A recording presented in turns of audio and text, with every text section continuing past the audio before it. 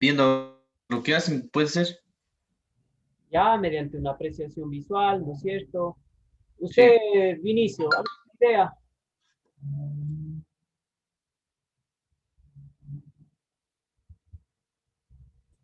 Profe, buenas tardes. No le escuché muy bien. ¿Puedes repetir la pregunta? Claro, le decía, ¿tiene alguna idea, alguna noción, Vinicio, cómo se genera el conocimiento en las personas? En general, cualquier persona, ¿cómo aprende a hacer algo? ¿Cómo entiende algo? Como decía mi compañero, viendo y tal vez buscando en internet las cosas que se hacen Ya, para poder aprender un poco más, está bien, en dependiendo realidad, el proceso que hagamos, por correcto. medio de folletos y manuales. Correcto, muy bien. Sí, la verdad que lógicamente una fuente de información es necesaria, ¿no es cierto? La fuente puede ser un folleto, puede ser una explicación teórica, puede ser una explicación práctica, puede ser una demostración, puede ser un video, puede ser una canción, puede ser un conjunto de diapositivas, de cuadros, etcétera. Pero esas son las formas, digamos así, los medios, las herramientas para generar conocimiento. Pero el conocimiento, en realidad, el cómo se genera el conocimiento es algo medio así. Voy a hacer aquí un poquito de artista. Esto que estoy dibujando, muchachos, aquí de una manera muy ambigua, es una neurona de las tantas que tenemos en el cerebro, ¿no es cierto? Voy a hacer ahí un poco decorada por aquí, por acá, con sus ramificaciones, ¿no es cierto? Todas las neuronas tienen estas ramificaciones, ¿no es cierto? Es como que si la neurona tuviese disponible un, un inicio para generar conexiones, ¿no es cierto? El cerebro es una gran fuente de conexiones y de redes, ¿no es cierto? Y por acá pongamos otra neurona, pongámosle de otro color para entender que se trata de una neurona totalmente diferente a la que hicimos en un inicio, ¿no es cierto? Ya. Entonces, esta neurona también tiene sus inicios de ramificaciones, ¿no es cierto? Por aquí, por acá, por acá, por acá y unita más por acá. Sabrán disculparme, no soy buen dibujante de por sí y peor en Zoom, ¿no es cierto? Haciendo uso del mouse. ¿Qué pasa entonces, eh, señores y señorita? Cuando nosotros aprendemos algo, pensemos en un estado muy primitivo de nuestras mentes. Cuando nosotros nacemos, comenzamos a tener una interacción con el mundo real y no sé si han tenido la oportunidad, si han tenido hijos, si han tenido sobrinos, conocidos. Los bebés aprenden muy rápido, ¿no es cierto? Pero aprenden rápido cosas como, a ver, eh, si yo siento algo en mi mano, comienzo a apretar, ¿no es cierto? Cada que siento algo en mi mano, comienzo a apretar y de esa manera interactúo con mi medio y voy aprendiendo que con mi mano puedo sujetar cosas y las cosas tienen distinta sensibilidad, tacto, rugosidad, etcétera, etcétera. Y vamos pensando que ese bebé llega a un punto en donde ya ha desarrollado muchísimo su inteligencia, reconoce papá y mamá, sabe qué es un juego, sabe qué le puede generar peligro, sabe qué es comida, con qué se come. Y le queremos enseñar algo a lo mejor un poquito más, no sé, algo un poquito más, llamémosle técnico, aunque no sería técnico todavía. Le queremos enseñar los colores, ¿cierto? Entonces, nuestra primera enseñanza de los colores es decirle a este bebé o a esta bebé, mira, esto que ves aquí, no sé si cojo una de las tantas cosas que tengo a mi alrededor, esta chequera. Esto que ves aquí es el color amarillo, ¿no es cierto? Es la primera vez que nos sentamos frente a este bebé, logramos tener su atención, su concentración y le decimos, este es el color amarillo. Cuando yo le digo eso, ese bebé en su cerebro automáticamente genera una correlación entre su mente, su vista, su entorno, y logra que, supongamos, esta neurona que le pusimos aquí de verde haga esto con esta neurona de color rojo. genera una red. Así como ustedes le ven, un caminito de color negro delgadito, ¿no es cierto? Pero se genera esa red. Luego, a lo mejor el bebé ya se distrae, comienza a jugar y tanta cosa. Pero al día siguiente, yo vengo y le digo, vea, este de aquí es el color amarillo.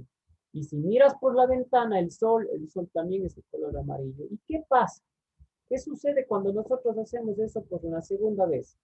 Este camino se hace así. Se ensancha. A veces hasta se genera un nuevo camino delgadito, pero en la misma dirección y se conecta al mismo lugar. Luego al día siguiente yo le llevo la chequera, le muestro el sol, me visto de amarillo, coloco tarjetas, cartulinas y todo de color amarillo y le digo, bebé, este es el color amarillo. ¿Y qué va pasando con ese camino? Comienza a hacer esto. ¿No es cierto? Y llega un punto en donde él está jugando algo y coge algún objeto amarillo y automáticamente lo identifica y hasta lo balbucea, ¿no es cierto? Dice amarillo, ya lo reconoce por cuenta propia. Y esto se va haciendo así. Y llega un punto donde este camino prácticamente crece de tal forma que ya es una ramificación muy fuerte con esta otra neurona de acá. Le voy a tratar medio de pintar así rápidamente de negro. Así se genera el conocimiento. Así aprendemos las cosas. Por eso es que, si ustedes se dan cuenta, pensemos en alguna actividad. Aprender a manejar bicicleta.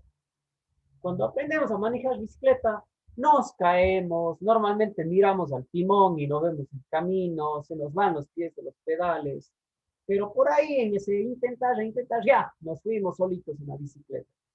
Esto hacen un día a los 7 años de edad, pasan toda la tarde en la bici, sueltan la bici y de ahí a lo mejor vuelven a correr la bicicleta a los 10 años de edad y ya nos tienen que reenseñar, ¿no es cierto? Ya prácticamente después de 30 segundos, un minuto de interactuar con la bicicleta, otra vez están idos en la bicicleta, ¿no es cierto? Es por eso que algunos de ustedes, por ejemplo, se acuerda cómo le enseñaron a lavarse los dientes. Muy probablemente ninguno de nosotros se acuerde quién me enseñó, en qué lugar, en qué hora del día, pero de que sabe lavarse los dientes, ¿no es cierto? Porque fue una actividad que se repitió con tanta constancia que se fue reafirmando, hasta que se generó un camino en nuestro cerebro donde identificamos perfectamente qué se requiere, cómo se hace, cuánto tiempo dura la lavada de los dientes, ¿no es cierto? Eso, muchachos, es cómo se crea el conocimiento. ¿Por qué les hago esta pequeña introducción? Porque nosotros estamos por abordar una materia que va a necesitar de cierta práctica, de cierto repaso.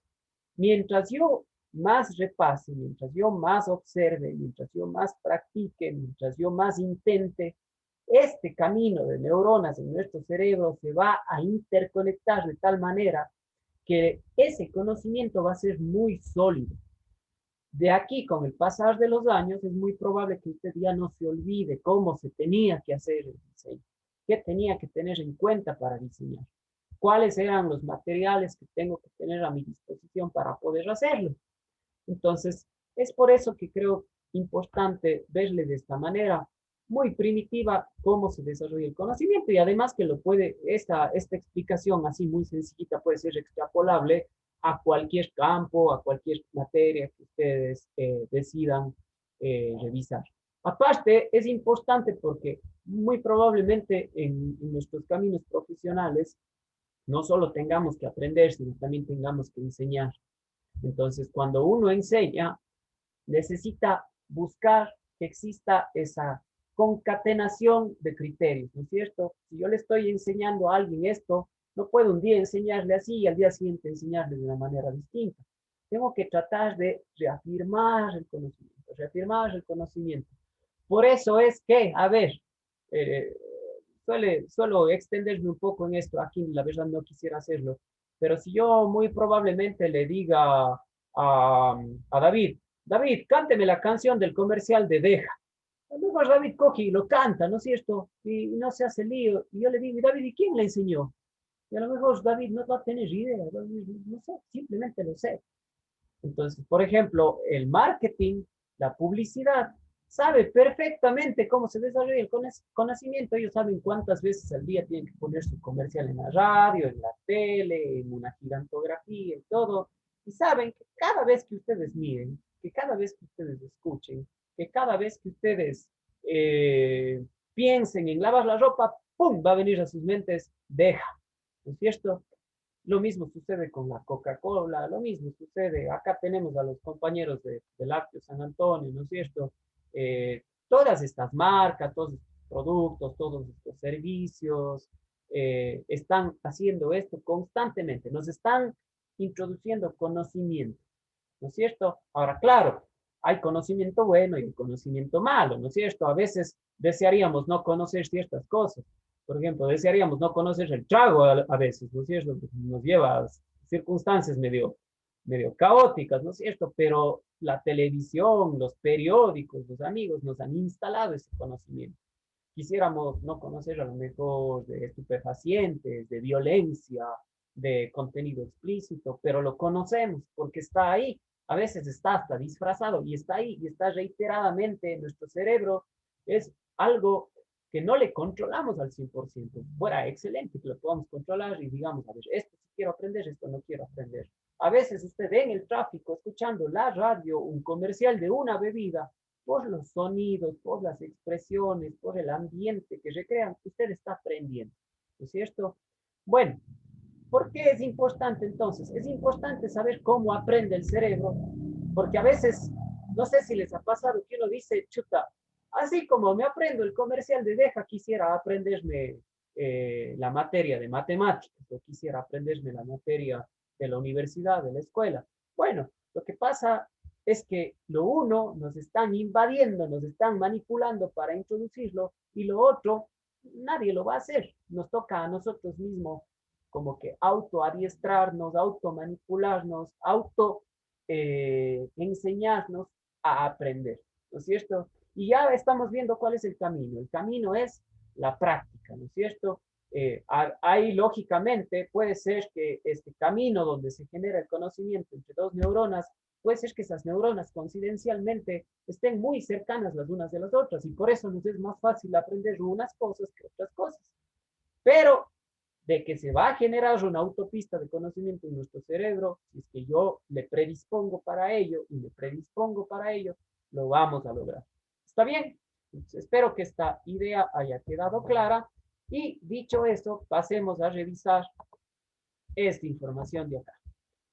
Esta información, tengan por seguro que desde el día miércoles o incluso antes va a estar ya disponible en nuestro Google Classroom para que ustedes lo puedan reaperturar, revisar, leer, repasar, etcétera, etcétera.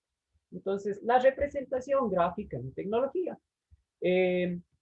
Verán, yo les voy a poner aquí la info, pero yo no quiero ir leyendo letra por letra, palabra por palabra lo que dice aquí, porque para eso les dijera, vean muchachos, este link, abranlo, lean de aquí a acá y listo, gracias. No es esa la idea. La representación gráfica en tecnología es algo muy importante, muchachos, porque, como hablábamos ayer, el diseño obedece a todo un lenguaje configurado que es indispensable e interpretable para todos los actores de un área tecnológica, de un área industrial o de un área de producción. Por eso es que es necesario que la representación gráfica en tecnología esté basada en parámetros y normas, ¿no es cierto? Vamos a leer esta reflexión. Dice, imagina que tienes que construir un objeto.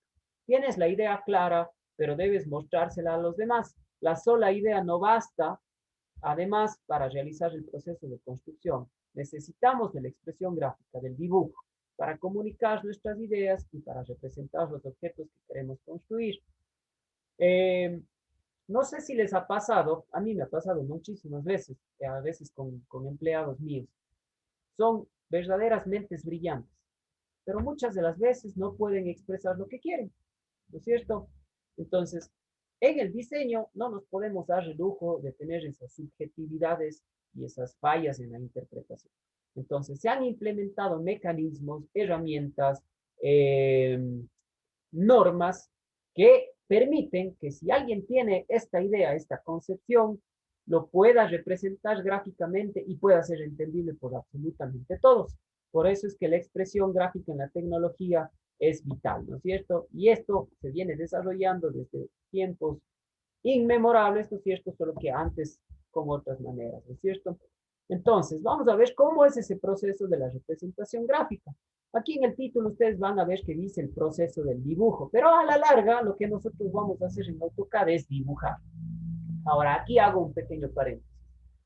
¿Por qué dibujar en CAD? Es decir, ¿por qué hacer uso de un computador si antes se hacía con las manos y todo lo demás? Bueno, pues porque somos humanos y la cantidad de errores humanos que pueden generar en la elaboración de un solo plano es bastante grande. Ya decíamos ayer, ¿no es cierto? Yo me demoro mucho en realizar un documento gráfico que vaya a servir para producción, pierdo tiempo y pierdo dinero. Esas dos aristas son indispensables en el mundo globalizado, tecnificado que tenemos el día de hoy.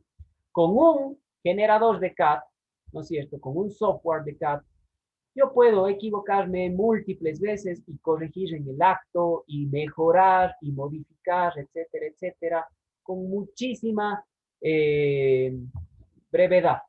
Entonces, es una brecha gigantesca la que existe entre lanzarse a hacer un documento, un plano o un texto de expresión gráfica en AutoCAD o en cualquier otro generador de CAD versus hacerlo manualmente, ¿no es cierto?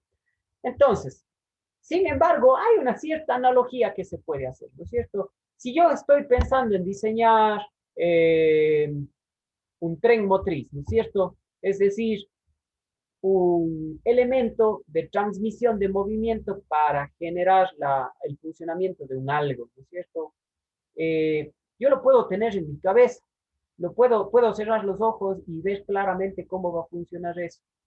Pero el rato que ya me pongo a graficar, me topo con varias cosas que las debería haber premeditado para que de alguna manera exista una buena elaboración de dicho proyecto. Entonces, lo primero que deberíamos desarrollar, muchachos, cuando vamos a generar un diseño es un esbozo. ¿Qué es un esbozo? A la larga, un esbozo es un dibujo a mano alzada. Y ojo, sí es importante que incluso con la ayuda de un software de CAD se siga utilizando el dibujo a mano alzada. ¿Por qué? Porque en el CAD ya vamos a centrarnos en una dinámica mucho más perfecta, mucho más técnica, ¿no es cierto? Mucho más normada. Y eso nos va a restringir un poco la parte creativa de lo que nosotros queremos diseñar. Es por eso que un esbozo, un dibujito a mano alzada, un dibujo muy elemental, puede servir para ya ir definiendo ciertos criterios que nosotros queremos lograr. Posteriormente, este esbozo, donde es un dibujo recontra básico, no hace falta que ahí pongamos medidas, no hace falta que ahí pongamos cualidades técnicas, no hace falta que ahí pensemos todavía en materiales. Lo único que queremos es medio configurar lo que queremos diseñar. Después de ese esbozo podemos pasar a un croquis. Aquí es donde antes dibujábamos y ahora a lo mejor ya utilizamos el software de CAD. Ya con mi esbozo, ya con mi dibujito así a mano alzada, puedo pasar a diseñar en computadora. Y en la computadora voy a elaborar más este dibujo.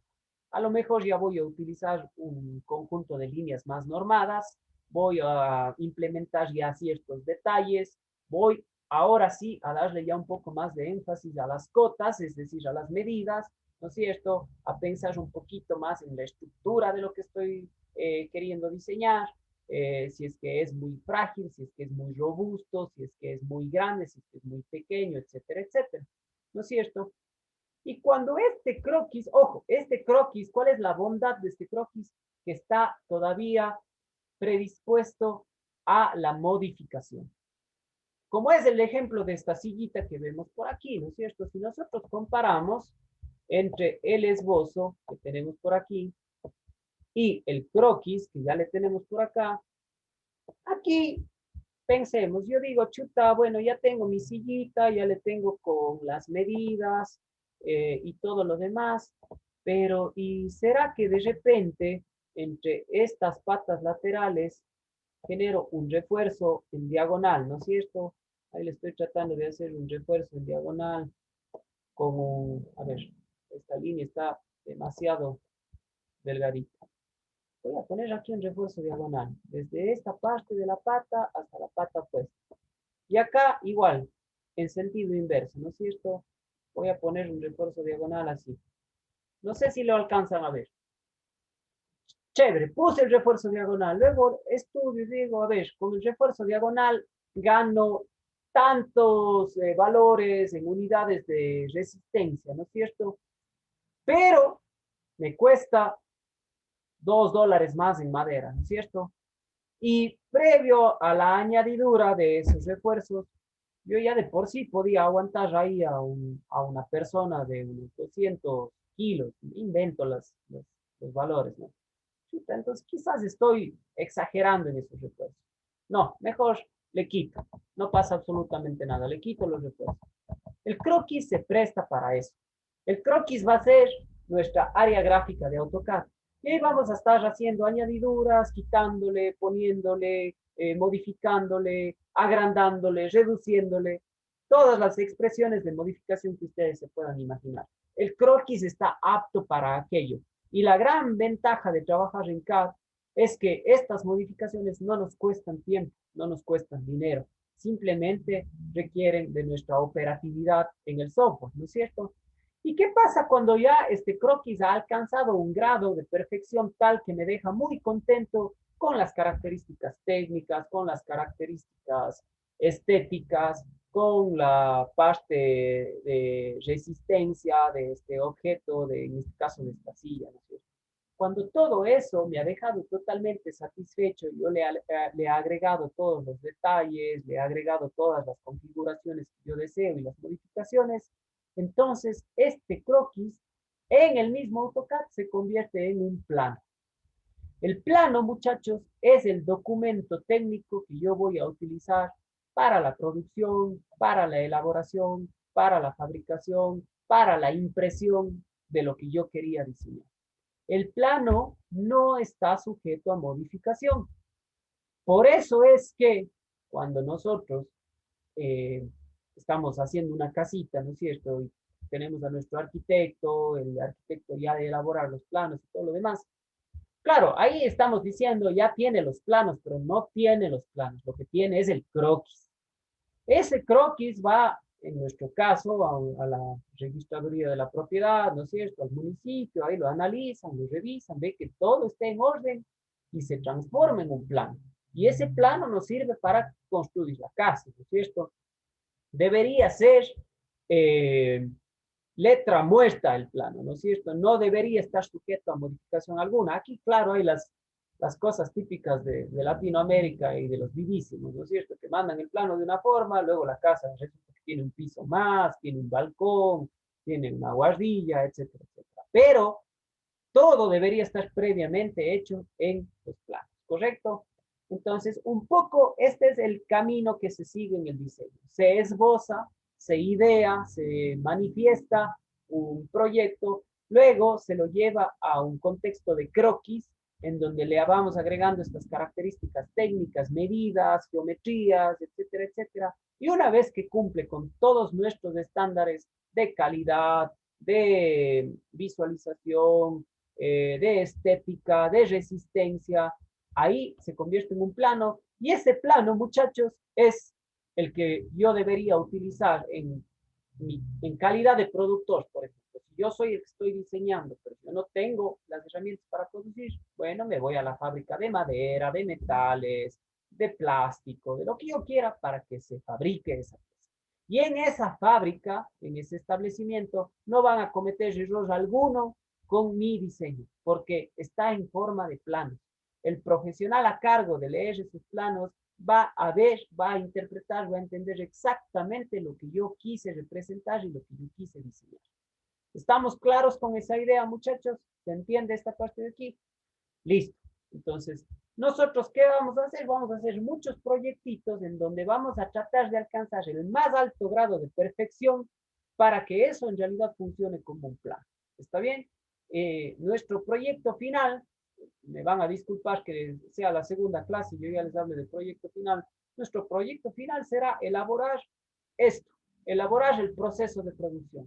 Hasta muy probablemente les pida que me manden una foto de lo que ustedes esbozaron y luego les diré que me manden los distintos progresos en el AutoCAD realizando los croquis y la última lámina de su proyecto final tiene que ser el plano de lo que usted quiso enseñar, ¿no es cierto? Con todas las características técnicas habidas y por haber y necesarias para en realidad hacer esto. Les podrá parecer un poquito medio, no sé, como que uno a veces se puede pensar, y voy a cogerle a alguien para interactuar. Joana, ¿usted qué tan difícil cree que sea? No sé, Joana, cuénteme a lo mejor alguno de sus hobbies, qué le gusta hacer o qué le gustaría diseñar. Así sea algo que suene hasta cierto punto ridículo o utópico, pero ¿qué le gustaría diseñar?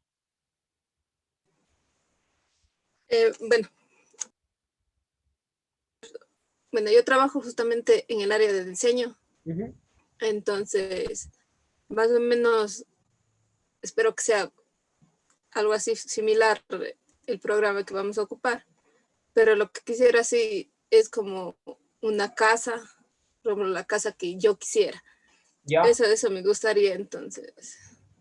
Ya, eso está muy bien, A ver. Joana, pero pensemos, y a lo mejor me faltó ser un poquito más específico. Pensemos que a usted se le viene una idea a la cabeza, un artefacto, algo no necesariamente tecnológico, recontraelaborado, sino un artefacto que usted dice, si hubiera esto, facilitaría muchísimo el uso de este otro, o sería la gran novedad y todo el mundo quisiera uno de estos. ¿Se le viene algo a la cabeza, algo que quisiera diseñar? Como por ejemplo una cortadora que nos facilite cortar, por ejemplo, ¿cómo sería? Algún material difícil de cortar así, por ejemplo, que sea de todo un poco así, por ejemplo, madera, fierros, ese tipo de cosas. Ya, perfecto, Joan, está muy bien. Incluso no nos vayamos a esa idea global, la cortadora, sino pensemos en la cuchilla de la cortadora, en la sierra de la cortadora. Usted resulta que se pone a pensar y dice, bueno, todas las sierras he visto que tienen como que este perfil, que utilizan este material, pero en cambio hay este otro material que yo conozco, que resulta que coincidencialmente lo utilicé para algo. Esto sería excelente para cortar. Se le puede sacar un filo, se le puede hacer con esta forma, y esto me consta desde espuma flex hasta el acero más concentrado, ¿no es cierto? Entonces usted elabora esa idea, hace el esbozo, hace el croquis, hace el plano. ¿Qué tan difícil, Joana, cree que sea producir esa sierra? O sea, usted con lo que conoce, no hace falta que yo le diga más ni que revise a lo mejor información adicional. ¿Le ve viable o diría, chuta, yo puedo hacer esto, pero ¿y dónde mando a hacer? ¿Le ve imposible? O sea, en una escala desde imposible hasta totalmente posible. ¿Qué tan grave cree que sea el asunto? No creo que sea tan imposible porque si yo voy viendo los materiales en diferentes lados, yo creo que sí puedo conseguir la mayoría de cosas. Así es. Le comento algo, Joana y compañeros, ahora sí ya tratando de aterrizar mi idea. Hoy por hoy es muy viable, es muy viable. Usted dice, a ver, me invento, supongamos que este material que usted ha descubierto que sería perfecto para cortar es un titanio aliado con alguna otra cosa. Usted coge, entra en el internet y pone dónde consigo titanio aliado con no sé qué, y resulta que hay múltiples lugares en el mundo donde venden eso. Y luego pone dónde puedo trabajar con titanio aliado con no sé qué, otros cientos de lugares. Usted como es hoy por hoy las cosas, coge, se pone en contacto y dice, vea, yo tengo este capital, quiero comprarle tanto de su material, necesito que me lo envíe a este lugar y a esta fábrica quiero que reproduzcan este diseño. Quiero 100 unidades de este diseño. Y listo, ya tiene su mercado ahí de sierras que costan absolutamente todo, ¿no es cierto? Yo tengo un poquito de conocimiento de esto por mi rama, ¿no es cierto? Antes usted se ponía a ver los repuestos, ¿no es cierto? Y unos eran hechos en Taiwán, otros eran hechos en Japón, otros eran hechos en China, otros en Estados Unidos. Pero hoy me topo con la novedad de que, por ejemplo, existe una marca de filtros de aire para todos los vehículos que circulan por nuestras calles y esos filtros son hechos en Nisicata. ¿Cómo? ¿Cómo es posible que sean hechos en Nisicata? O sea, aquí hacen el plástico, el papel filtrante y todo. Luego me voy a ver la famosa fábrica en Nisicata y resulta que no es una fábrica, es una bodega. Pero en la bodega hay un cuartito donde hay una persona sentada frente a una computadora y está diseñando todos los filtros, con todas las características que se necesitan, lógicamente. Y una vez que termina, se contacta con su productor en la China. Ni siquiera habla español el productor en la China. Peor aún, el Cuenca no habla chino, ni inglés, ni siquiera tienen un lenguaje intermedio. Pero él le manda mediante un programa en el cual interactúan. Dice, esto quiero y quiero 1500 unidades. 3 semanas después están las 1500 unidades ahí exactamente como él envió el diseño, ¿no es cierto? Ahora, aquí hay estos grandes problemas en la producción, que a veces sí se equivocan algunos diseñadores y ya el rato que tienen el producto, híjole, fíjate que este nervio de aquí no debería ir, porque el rato que queremos meter en el carro no entra. Esas son las grandes fallas de producción, ¿no es cierto? Por eso se escucha a veces que ahora pasó algo similar, aunque son campos totalmente diferentes, ¿no es cierto? Pero sí se han de haber enterado que más de 15 millones de vacunas de Johnson y Johnson tuvieron que ser botadas a la basura porque hubo un error humano en la concentración de los elementos de dichas vacunas, ¿no es cierto? Y esto demoró la distribución a varios países de dicha vacuna, ¿no es cierto? Pasa muy seguido, ¿no es cierto? En la empresa Indurama existe una empresa que les surte con todo lo que son los moldes de espuma flex para, digamos, embalar o encajonar los electrodomésticos, ¿no es cierto? Pero ha pasado que a veces se equivocan en la medida y una que vendría a ser una especie de tapa para una refrigeradora no entra y todo eso se va y son pérdidas grandes, tanto para la fábrica que las necesita como para la fábrica que produce. Entonces, por eso es que una persona, un diseñador, también tiene su prestigio, ¿no es cierto? Quien diseña bien, sin errores y todo lo demás, merece decir, vea, yo le diseño eso, pero le cobro tanto. Ahora, si quiere más barato, vaya donde el otro señor, pero el otro señor tiene el antecedente de haberse pegado miles de dólares en el diseño de un producto porque no lo hizo bien, ¿no es cierto? Entonces, bueno, ahí hay un pocotón de cosas interesantes.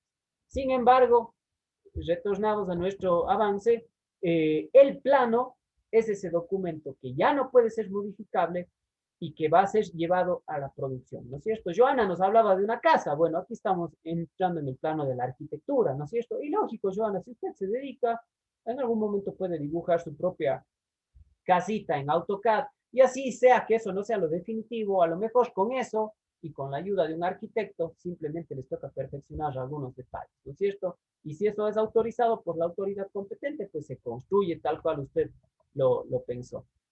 Entonces, aquí vamos a ver, bueno, aquí hay este videíto sobre el proceso del dibujo técnico. Es un videíto, la verdad, bastante elemental. No quisiera entrar mucho en eso. Quisiera más bien fijarnos en estos documentos. Fíjense esto. Esto es un croquis, un boceto, un esbozo. Dejemos que se abra y vamos a darnos cuenta que son dibujos bastante comunes. Fíjense aquí. Y fíjense, bueno, está en inglés, pero las especificaciones, a ver, por ejemplo, aquí, quiero que el frente sea aerodinámico para ganar más velocidad a medida que yo acelero, ¿no es cierto? Por acá, quiero grandes llantas en la parte de atrás para tener más estabilidad y mejor adherencia. Y bueno, así voy anotando, voy haciéndole rayas y todo. Esto es un esbozo, muchachos. Esto ya me sirve para partir.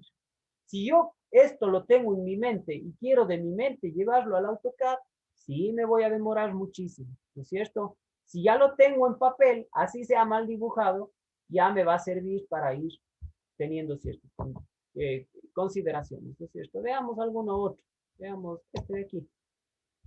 Se le ve muy sencillito. Veamos de qué se trata.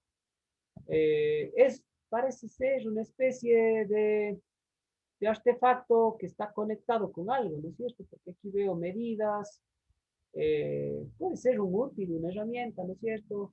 Dice las líneas rojas representan el diseño de y está cortado. Bueno, no está muy clara la imagen, no sabemos a qué se están refiriendo. Esto parece ser una represa, no sé, a lo mejor, pero vean de dónde parte el diseño. Y la ultimita por acá, veamos. Igual, esto es un puente. Resulta que esto es un puente de esos que se abren, ¿no es cierto?, para permitir el paso, ¿no es cierto? Entonces, bueno, vean de dónde parten estos diseños. Son dibujos que tranquilamente los podemos hacer cualquiera de nosotros, ¿no es cierto? No guardan ningún tipo de característica técnica bien definida, hechos con regla, nada que ver. Muy prácticos, muy elementales, pero que ya nos permiten tener una noción clara de lo que queremos diseñar. Comparémosle con los croquis.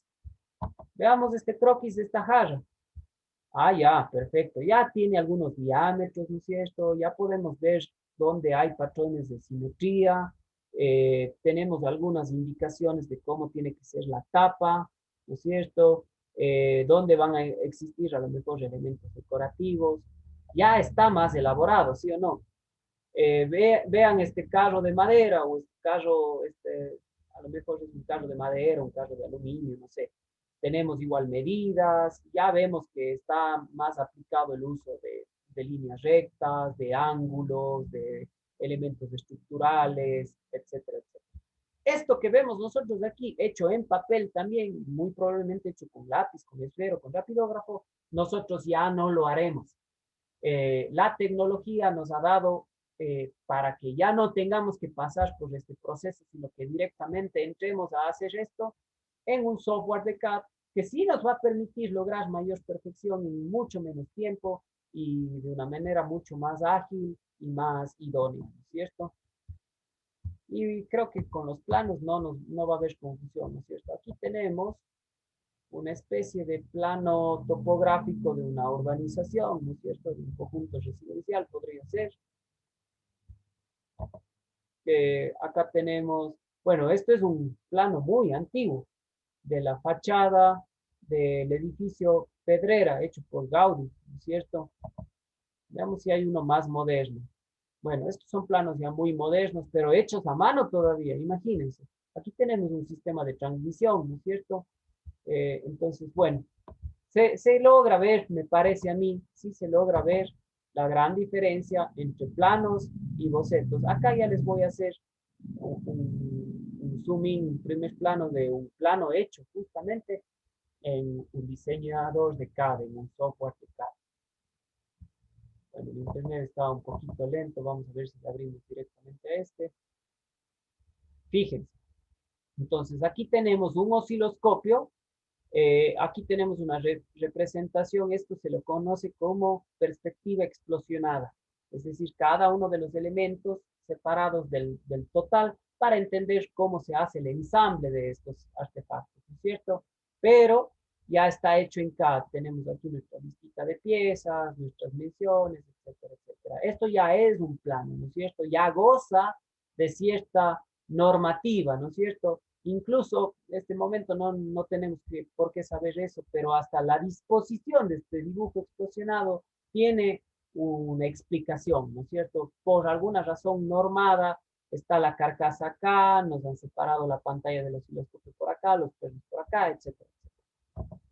Entonces, ese, muchachos, es el proceso del dibujo técnico y del diseño asistido por computador. Vamos a ver la parte de la normalización. Vamos a dejar haciendo una introducción a la parte de la normalización. La normalización, muchachos, va a ser el conjunto de prescripciones generales, reglas para todos los países industrializados, para de esta manera favorecer el comercio, la racionalización, la fabricación de todo tipo de bienes y de servicios. La normalización en el diseño asistido se ve reflejado en especificaciones, legislaciones y normas que nos permiten llevar nuestros diseños a un estado tal que pueda ser interpretado por cualquier interventor de una cadena de producción, de una cadena de industrialización, etcétera, etcétera. Vamos a ver qué normas aparecen en el dibujo, en la representación gráfica, en la tecnología. Vamos a tener 3 tipos de normas principales. ¿Está bien? Que son estas de aquí. Las normas de representación, que van a ser las que codifiquen, es decir, las que establezcan ciertas leyes, ciertos parámetros, para el desarrollo de una pieza o de un conjunto de piezas o de un mecanismo. ¿No es cierto? Vamos a tener las normas sobre las dimensiones. Se refieren principalmente a las dimensiones de las piezas, a las medidas nominales, parciales, totales, tolerancias dimensionales, tolerancias de fabricación, tolerancias de resistencia. Todo lo que pueda ser medible, todo va a estar dentro de un conjunto de normas de dimensiones, ¿no es cierto? Es decir, que a lo mejor, a ver, sin meternos de lleno a una norma, pero a lo mejor en estas normas de las dimensiones nos dice que por el tipo de tecnología que hay, yo no puedo meterme a diseñar objetos que tengan 10 valores decimales para una medida, ¿no es cierto? No puedo jugar con medidas tan específicas. Esa podría ser una norma. Otra norma podría ser que yo no puedo, ¿no es cierto?, si estoy diseñando elementos de precisión, utilizar tolerancias dimensionales de metros, ¿no es cierto? Porque sencillamente eso sería muy ambiguo, ¿no es cierto? Entonces esas pueden ser las normas sobre las dimensiones. Y las normas de designación. Estas son normas que están impuestas para denominar elementos, es decir, para normalizar y codificar ciertas cosas. Lo más general que se conoce en esto es la parte de la tornillería y los elementos de transmisión, ¿no es cierto? ¿Para qué sirve esto? Para que si, por ejemplo, pensemos en el elemento constante que Joana quiere diseñar. En vez de Joana decir, verá, esta sierra que yo ya le he hecho chévere en un plano, ya está con todas las cotas, ya está con todas las representaciones hechas, bien utilizadas de líneas ocultas, líneas principales, líneas de eje, etcétera, etcétera. Y abajo en la descripción, Joana pone, por favor, haciendo esto en un fierrito medio durito, pero tampoco sea excesivamente duro, sino que tenga una buena resistencia, parecida a lo que resiste el aluminio. Imagínense la ambigüedad que se genera ahí. En vez de eso, esto está codificado y Joana dice, necesito que usted fabrique esta sierra en un acero IC 2526 con la posibilidad de un 2527.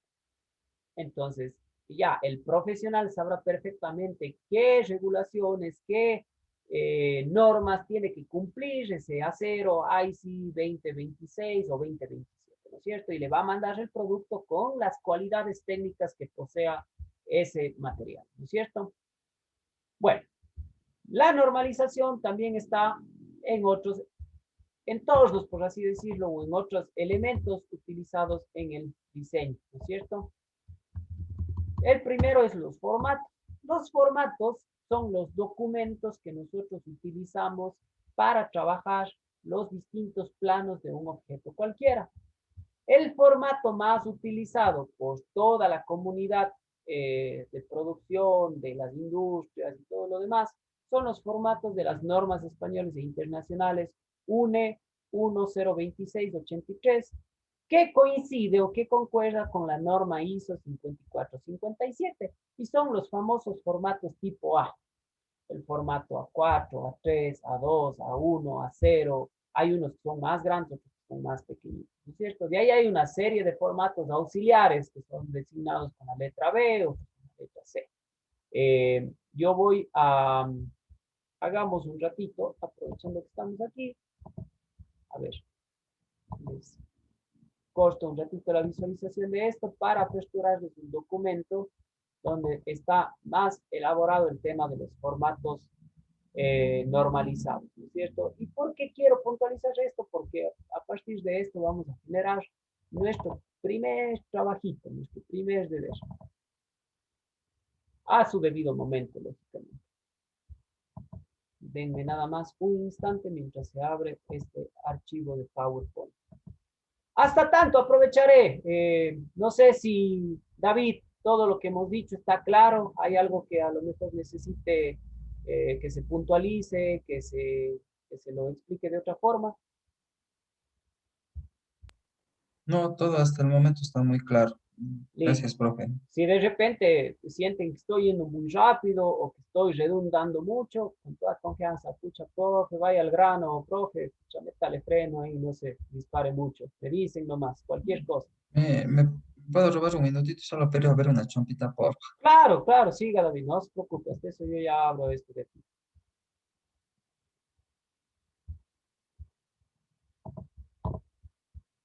Listo, entonces, abramos esto. Démosle play. Y esperemos a que David nos acompañe nuevamente.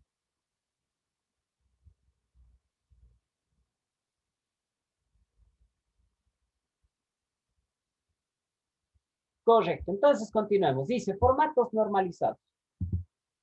Esto quiero avanzar muy rápido, muchachos. ¿Por qué no? Yo soy de la idea que cuando las cosas ya están hechas, no hay que centrarse mucho en cómo se hicieron, sino más bien en cómo las aplico. Entonces, los formatos normalizados partieron de este esquema, ¿no es cierto?, de estas cotas, de estas fórmulas para irlos desarrollando y así se obtuvo estas designaciones. La designación A0, que es la que ustedes a lo mejor van a toparse cuando tengan los planos de una casa, tiene una dimensión de 1189 milímetros por 841 milímetros, mientras que el formato A4, que es muy reconocido por todos, ¿no es cierto?, es la típica hojita que usamos en nuestras impresoras, tiene una dimensión de 297 milímetros por 200 milímetros. Hay una relación entre todos estos formatos. Resulta que a ver, me están diciendo que tienen otra clase a las 7 y ya son las 7. Hagamos algo, paremos aquí entonces y el día miércoles continuamos desde este punto, les informo un poquito de qué se va a tratar nuestro primer trabajo, les tengo desarrollado ya el Google Classroom y trabajamos un poquito en la descarga del AutoCAD, ¿no es cierto? Ese día que tenemos más tiempito de trabajo.